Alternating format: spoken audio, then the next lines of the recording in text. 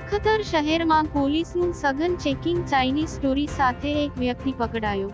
લખતરમાં આવેલ bus stand વિસ્તારમાં એક વ્યક્તિ ચાઇનીઝ દોરી વેચાતો હોવાનું માહિતી મળતા પોલીસ દ્વારા રેડ દરમિયાન ચાઇનીઝ દોરી સાથે એક વ્યક્તિ પકડાયો। લખતર મફતિયાપરા વિસ્તારમાં રહેતો 23 વર્ષીય યુવક ચાઇનીઝ દોરી સાથે લખતર પોલીસે ઝડપ્યો। ઝડપાયેલા આરોપી અને દોરી સાથે લખતર પોલીસ સ્ટેશન લાવી કાયદેસર કાર્યવાહી કરવામાં આવી। લખતર પોલીસને ખાનગી રાહે બાતમી મળતા તે એક વ્યક્તિ ચાઇનીઝ દોરીનું વેચાણ કરતો હોવાનું બાતમી મળતા લખતર પોલીસ દ્વારા સઘન ચેકિંગ હાથ ધરાયું હતું, જેમાં લખતર પોલીસ દ્વારા ચાઇનીઝ દોરી સાથે એક વ્યક્તિને ઝડપી પાડ્યો હતો। ઉત્તરાયણને લઈ ચાઇનીઝ દોરીનું વેચાણ અટકાવવા માટે સુરનગર જિલ્લા પોલીસ વડા દ્વારા તમામ તાલુકા તેમજ જિલ્લાની માંગ સૂચના આપવામાં આવી છે।